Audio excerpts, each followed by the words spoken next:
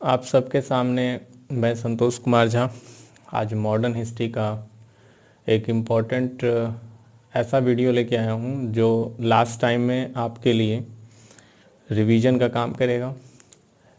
पूरे modern history को एक छोटे से टॉपिक में, एक छोटे से संग्रहित करना, एक छोटे से रूप में, ये संभव तो है नहीं, फिर भी प्रयास किया गया है कि इसमें वो सारे मोस्ट इम्पॉर्टेंट पॉइंट और टॉपिक डाले जाएं जिससे सीधे सीधे प्रश्न बनते हैं।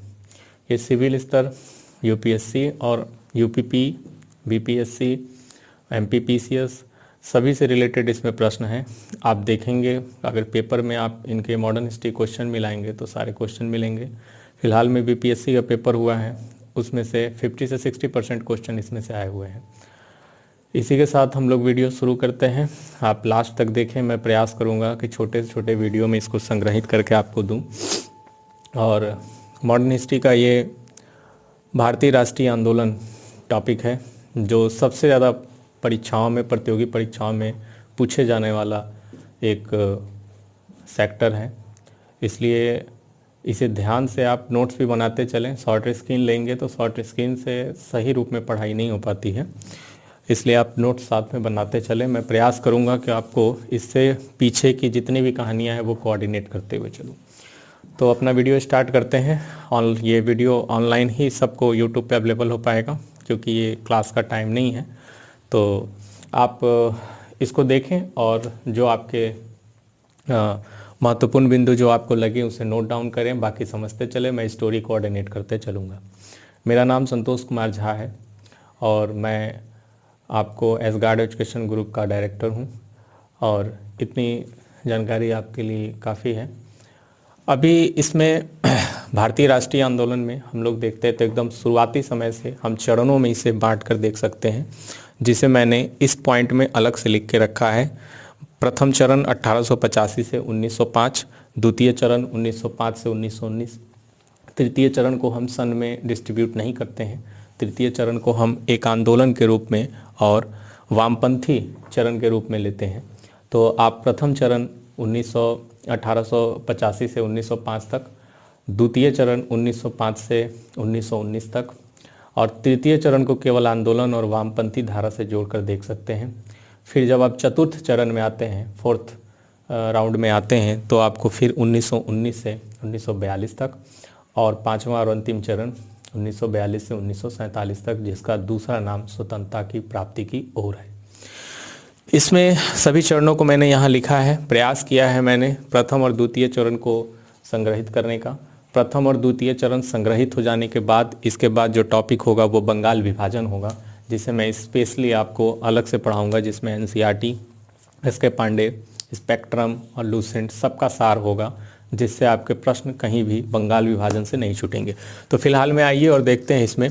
प्रथम चरण में हम जब देखते हैं, प्रथम चरण में उदारवादी काल जिसे कहा जाता है, उदारवादी काल जो है वो एकदम स्टार्टिंग है। तो थोड़ा सा आप इसके पहले कांग्रेस की कहानी जान लीजिए।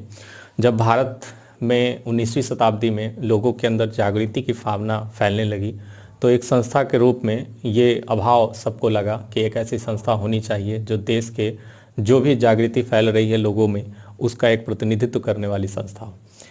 इसका संज्ञान लेते हुए बहुत इतिहासकार कहते हैं ए.ओ. हुम ने कांग्रेस की स्थापना की और कांग्रेस की स्थापना करते हुए उन्होंने इसी विचारधारा से कांग्रेस की स्थापना किया था कि भारतीयों के ऊपर होने वाले अत्याचार और भारतीयों का शोषण के विरुद्ध इनके अंदर जागृति फैले और अपने अधिकारों के प्रति, अपनी स्वतंत्रता के प्रति ये कुछ ऐसे पहलुओं को जाने जिससे इनको स्वतंत्रता और अधिकार प्राप्त हो सके। कुछ इतिहासकारों का कहना है कि ए.ओ. हुम एक कठपुतली थे ब्रिटिश सरकार का, जिसे ब्रिटिश सरकार के द्वारा प्रेरित किया गया था एक ऐसी संस्था खोले और यहाँ की जनता की जो जागृति फैल रही थी उसका एक घौंच पौंच बना रहे और उसी में उलझे रहें लोग। तो सभी इतिहासकारों की अलग अलग विचारधाराएं हैं। हमें कांग्रेस का प्रथम चरण देखना है। कांग्रेस के प्रथम चरण को हम उदारवादी काल से जानते हैं। उदारवादी काल जो है वो उन्हीं के नेताओं के द्वारा सभी रूप से अलग अलग हर काल में अलग अलग नेता हुए हैं, जिसमें प्रमुख नेता दादा भाई नौरोजी, फिरोज शाह मेहता, सुरेंद्रनाथ बनर्जी, गोपाल कृष्ण गोखले, मालवीय और व्योमेश चंद्र बनर्जी ये थे, जिसमें महागोविंद रनाडे भी हैं। एक नाम मैंने भूल गया है जिनका नाम था, बहुत ही अभी रिकॉल होता है तो मैं आपको बता दूंगा। ये मुख्य नाम है जो उदारवादी काल के थे। उदारवादी काल के जो प्रमुख नेता हैं इनका नाम आपको याद रखना है, इससे कूट वाले प्रश्न आते हैं। मैं आपको हर पॉइंट पे बताते चलूँगा किस तरह के प्रश्न प्रतियोगी परीक्षा में आपको देखने के मिलते हैं। इसमें आप देखते हैं इनका प्रमुख नेताओं में दादा भाई नौरोजी, फिरोज शाह मेहता, गोपाल कृष्ण गोखले, मदन मोहन मालवीय और रनाडे बनर्जी, व्योमेश चंद्र बनर्जी, सुरेंद्रनाथ बनर्जी, ये दोनों हैं। WC बनर्जी मतलब व्योमेश चंद्र बनर्जी हैं। ये इतने लोग उदारवादी काल के थे जिनका तरीका था याचना, प्रतिवेदन, स्मरण पत्र, शिष्टमंडल। ये 4 पॉइंट आपके बुक्स में, अधिकतर किताबों में आपको मिलेंगे। ये इस तरीके से अपनी बात को कांग्रेस के थ्रू, कांग्रेस अपनी इस बात को इन उदारवादी नेताओं के थ्रू प्रतिवेदन, आवेदन और स्मरण पत्र और शिष्टमंडल भेजकर ब्रिटिश सरकार के सामने रखती थी। इसलिए इसे उदारवादी काल कहा गया है, क्योंकि उदारवादी काल में किसी भी प्रकार का कोई भी उग्रवादी न सोच थी और न ही कोई ऐसा उनके द्वारा क्रांतिकारी कदम उठाया जाता था। वो हर बात को एक तरीके से, एक व्यवस्थित रूप से करने के लिए जाने जाते थे, इसलिए उन्हें उन काल के जिसमें इन्होंने काम किया है उस काल को उदारवादी काल कहा गया है। इनका पेशा क्या था? इनका पेशा, सबसे महत्वपूर्ण ये बात है कि 1/3 लोग उसमें पत्रकार थे, उसके अलावा वकील थे, इंजीनियर थे, डॉक्टर थे और मध्यम वर्गीय लोग थे। मध्यम वर्गीय लोग का मतलब ये है कि मिडिल क्लास के ऐसे लोग थे जो चाहते थे देश के प्रति कुछ ऐसी विचारधाराओं का जन्म हो जो देश के स्वतंत्रता में, देश के प्रति लोगों को जो अधिकार मिलने चाहिए उसमें कोई योगदान दे सके।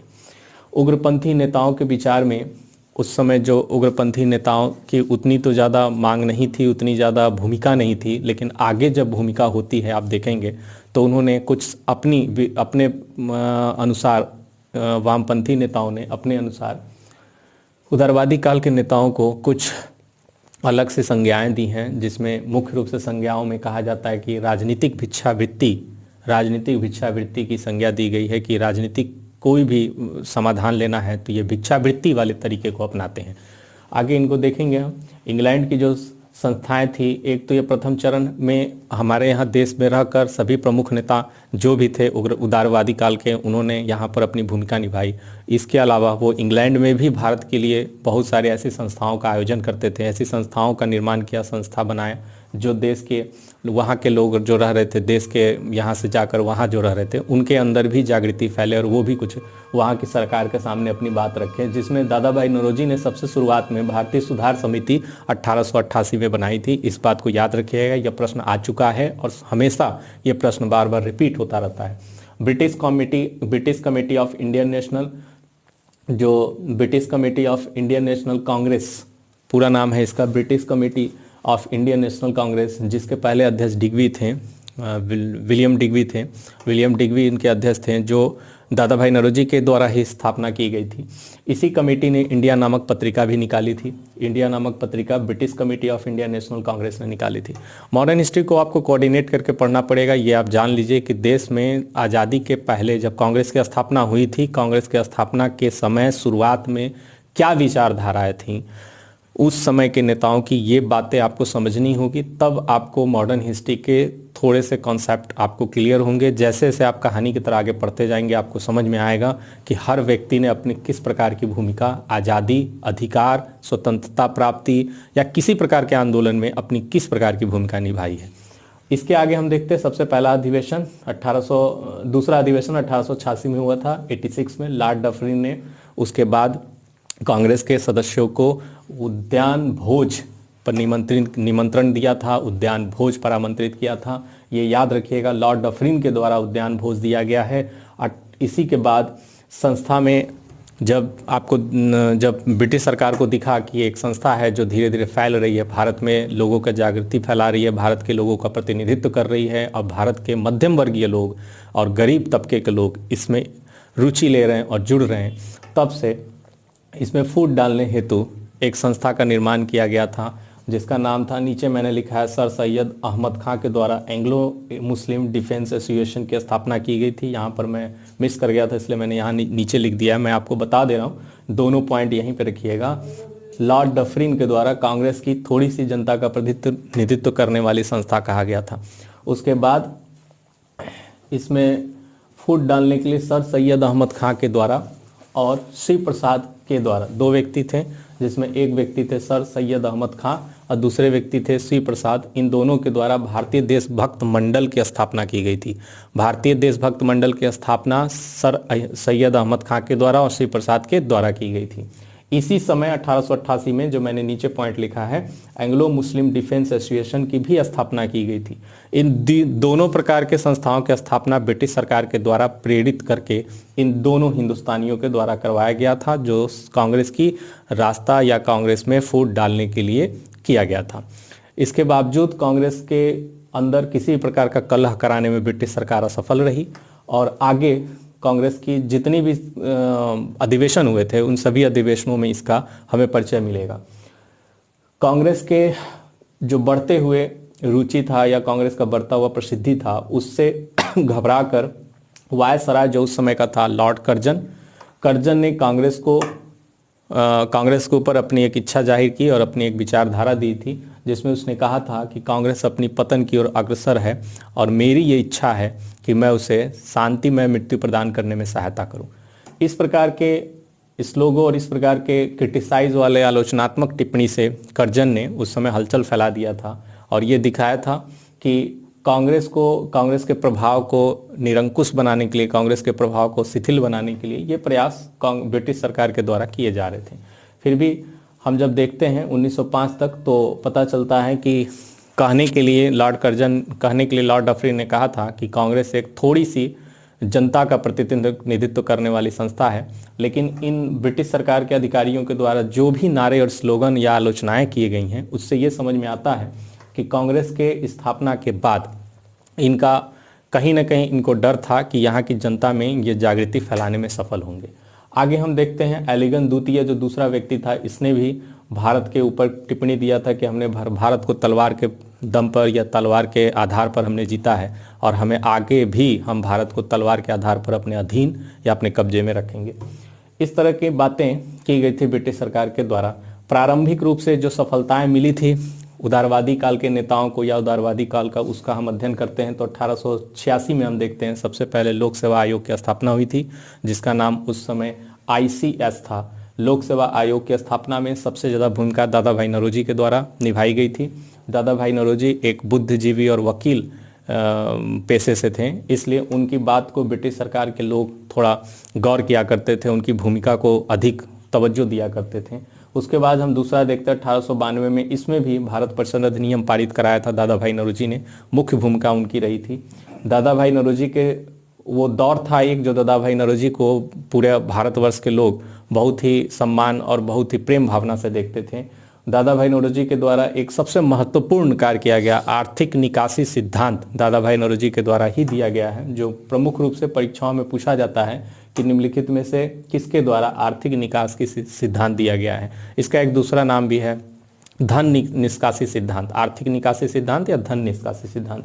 दादा भाई नौरोजी के द्वारा ही 1892 के आसपास ये दिया गया। इस युग में दो काम कांग्रेस का मुख्य रूप से कराना था।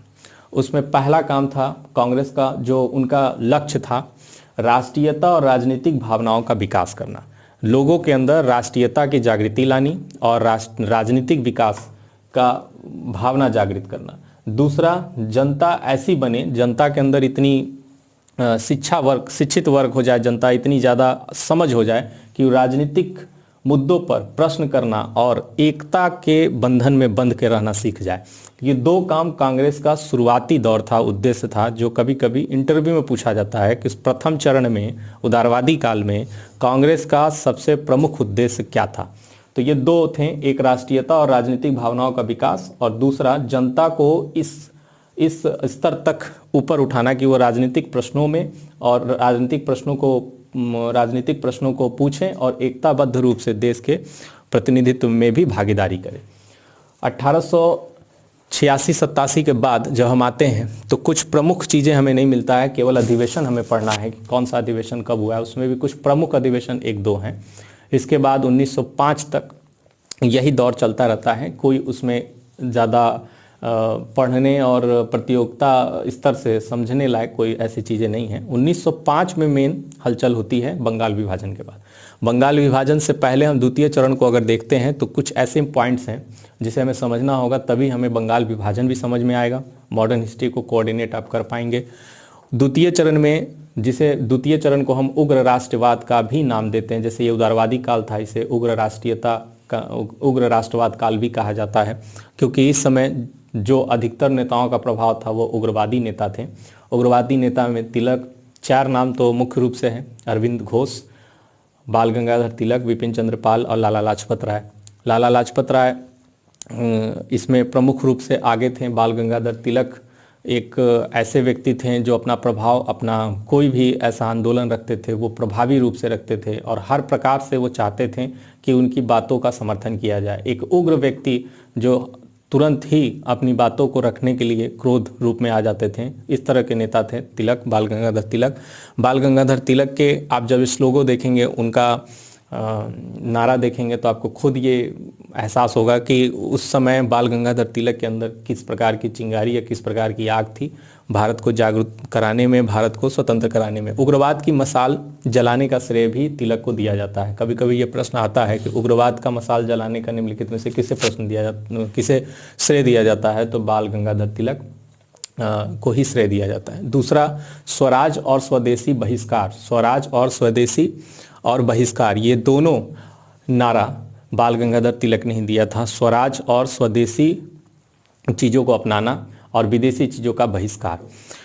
उसके आगे उसने बाल गंगाधर तिलक के द्वारा एक नारा दिया गया था जो कभी कभी यूपीएससी में पूछा जाता है, इसलिए मैंने पूरा यहाँ पर आपको श्लोगो लिख दिया है, किस किस व्यक्ति ने किस किस तरह का श्लोगो दिया था। हमारा राष्ट्र एक वृक्ष की तरह है जिसका मूल तना स्वराज है और स्वदेशी तथा बहिष्कार उसकी शाखाएं हैं। एक पेड़ को आरेखित करते हुए बाल गंगाधर तिलक ने एक बहुत ही बेहतरीन ये बात कही थी, जो सभी बुद्धिजीवियों के द्वारा जो उस समय उग्रवादी नेताओं को समर्थन करते थे उन्होंने समर्थन दिया था। अरविंद घोष ने भी इनके साथ कांग्रेस को कहा था कि कांग्रेस श्रमिक वर्ग से दूर है और राष्ट्रवादी, और यह पूर्णतः असफल रही है। मतलब किसी भी प्रकार से कांग्रेस को इन्होंने कोई श्रेय नहीं दिया। जितना काम उदारवादी काल में नेताओं ने किया था, लोक सेवा आयोग और भारत परिषद अधिनियम, ये जितने भी कार्य थे ये प्रभावी रूप से उग्रवादी नेताओं के द्वारा नहीं माना जाता था कि ये किसी प्रकार से भारत में राष्ट्रीयता की भावना को विकसित कर सकेगा।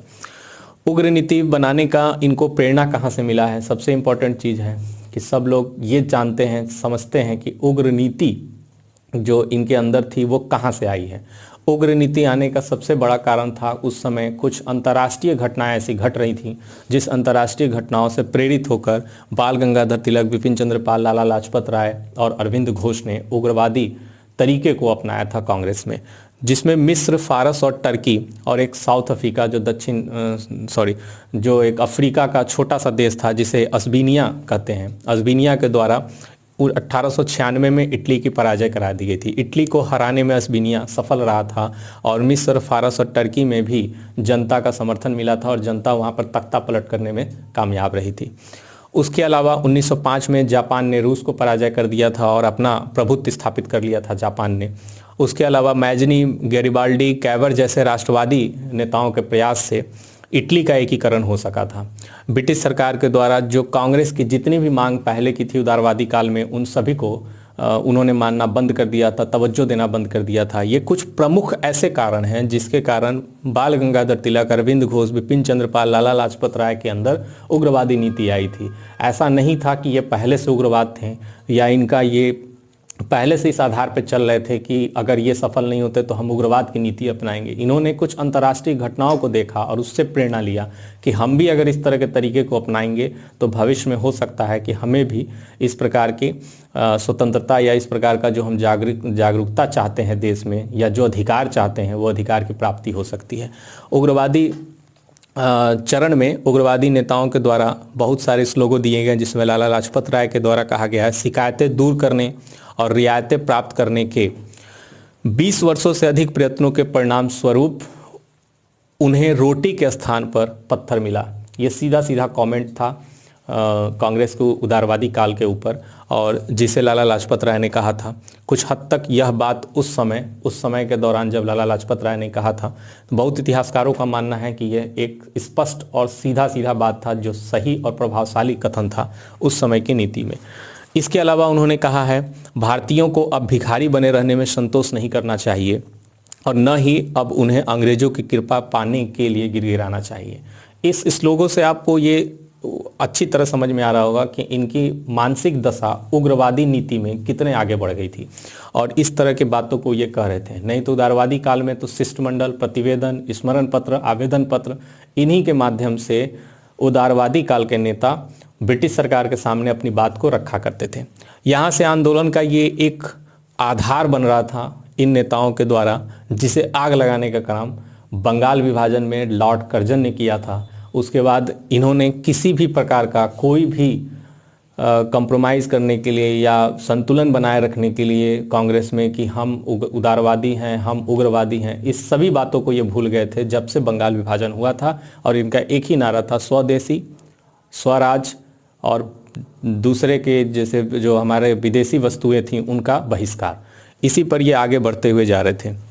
उदारवादी में ऐसा नहीं है कि केवल उदारवादी काल में या जो उदारवादी काल या उग्रवादी काल, इन दोनों में केवल इन नेताओं का ही हाथ था।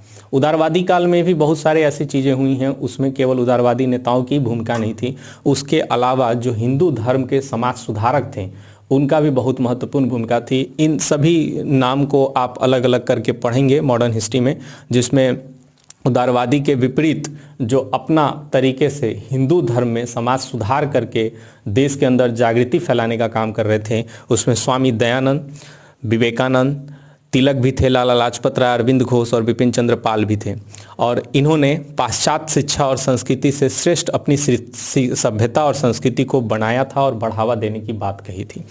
इनके बाद घोष ने कहा था कि स्वतंत्रता हमारे जीवन का उद्देश्य है और हिंदू धर्म ही हमारे इस उद्देश्य की पूर्ति करेगा। यानी हिंदू धर्म में जो ऐसे रीति रिवाज, ऐसी कुरीतियाँ थी जो समाज को कलंकित कर रही थी, उनको समाप्त करने में स्वामी दयानंद, विवेकानंद की महत्वपूर्ण भूमिका थी। इनके अंदर भी समाज में ऐसी चीज़ों को, अत्याचार को खत्म करना ब्रिटिश सरकार के द्वारा जो किया जा रहा था और स्वतंत्रता की प्राप्ति के लिए लोगों को जागरूक करना, ये भी उद्देश्य था। इसके बाद हम देखते हैं कि एनी बेसेंट के द्वारा, ये मैंने यहाँ पे कर दिया, इसको आप इधर से बना लीजिएगा, यहाँ से अपना वो कर लीजिएगा। ये एनी बेसेंट के द्वारा इस लोगों को कहा गया है, जो एक आयरिश महिला थी, आपको पता होगा एनी बेसेंट। एनी बेसेंट 1917 में सबसे पहले कांग्रेस की अध्यक्ष बनी थी, जो प्रथम महिला अध्यक्ष हैं। और 1925 में सरोजनी नायडू बनी थी, जो प्रथम भारतीय महिला अध्यक्ष थी कांग्रेस की। ये दो प्रश्न हमेशा पूछे जाते हैं, इसे याद रखिएगा। एनी बेसेंट ने कहा था, हिंदू प्रणाली को देखकर, हिंदू सभ्यता को देखकर इतना ये प्रभावशाली इनको लगा कि इन्होंने कहा कि सारी हिंदू प्रणाली पश्चिमी सभ्यता से बढ़कर है। और उसके बाद इन्होंने गांधी के साथ, तृतीय चरण में आप देखेंगे, गांधी के साथ मिलकर देश को आज़ाद कराने में महत्वपूर्ण भूमिका निभाई। बहुत सारी ऐसी संस्थाओं का इन्होंने स्थापना किया जो आज भी संस्थाएं बहुत ही फल फूल रही है और देश के विकास में महत्वपूर्ण भूमिका निभा रही है एनी बेसेंट के द्वारा। इन सभी महापुरुषों को आप अलग से पढ़ेंगे। एक रिवीजन के लिए मैंने आपको ये वीडियो दिया है, जिसमें आप एग्ज़ाम के समय आप चाहें तो उदारवादी काल से द्वितीय चरण, बंगाल विभाजन तक का आप इसको रिवाइज कर सकते हैं, और जो मैंने स्टोरी बताई उसे कोऑर्डिनेट करके इसे याद कर सकते हैं। इसके बाद जब आप पढ़ेंगे, जो ये राष्ट्रवाद की भावना है, उग्र राष्ट्रवाद की भावना, इसे और आग लगाने में या तृतीय चरण में गांधी के प्रवेश से पहले जो हालात होंगे देश के, कि देश में एक ऐसी जागृति फैल चुकी होगी जिसका पूरा भरपूर फ़ायदा और लाभ मिलेगा महात्मा गांधी जब प्रवेश करेंगे 1915 में, और 1917 में जाएंगे चंपारण के लिए आंदोलन करने। इस पूरे उग्रवाद का जो आधार बन चुका था, जो देश की जनता में जागृति फैल चुकी थी, उसका सीधा सीधा प्रभाव, सीधा लाभ आपको दिखेगा गांधी के द्वारा किए गए आंदोलन में, जो पहले से बनकर तैयार था, इसमें कोई दो राय नहीं है। इसमें हम देखते हैं उग्र राष्ट्रवाद को प्रभावित करने वाले प्रमुख घटनाएं कौन थे। उसमें सबसे पहला आपको मैं इसके बाद नेक्स्ट वीडियो जो मिलेगा आपको वो बंगाल विभाजन होगा। उसके बाद 1906 में मुस्लिम लीग की स्थापना होगी। 1907 में 1907 में सूरत अधिवेशन होगा जिसमें कि कांग्रेस का विभाजन हो जाएगा।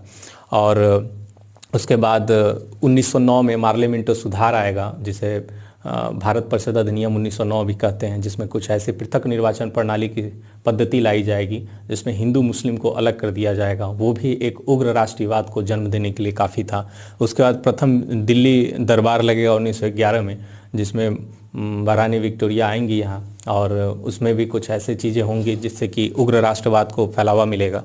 प्रथम विश्व युद्ध, उसके बाद लखनऊ पैक्ट, होम रूल आंदोलन, मॉन्टेस्क्यू घोषणा 1917 में हुआ था, रॉलेट एक्ट 1919 में, और एक मॉन्टेस्क्यू चेम्सफोर्ड सुधार छूट गया है 1919 में आएगा अधिनियम, जिसमें भी बहुत सारे ऐसे नियम और प्रावधान ब्रिटिश सरकार के द्वारा बनाए जाते हैं जिससे उग्र राष्ट्रवाद की भावना और भी ज़्यादा अधिक फैलती है। इसको आप एक बार रिवाइज कर लीजिएगा। नेक्स्ट वीडियो हम जल्दी ही डालने का प्रयास करेंगे। ये आपके इस तरह के वीडियो हैं जब आपका एग्ज़ाम एकदम नज़दीक हो तो इसे आप एक बार देख लें। ओवरऑल जो एक बार बुक पढ़ा होगा उसके लिए ये बहुत ही हेल्पफुल होगा। Thank you. और आप इसके बाद नेक्स्ट वीडियो में जब डालूँगा तो आप अगर आप सब्सक्राइब किए होंगे और सब्सक्राइब का बटन क्लिक किए होंगे, पहले से आप हमारे सब्सक्राइबर होंगे, तो आपके पास ये वीडियो जैसे अभी पहुंचेगा वैसे उस टाइम भी पहुंचेगा। Thank you.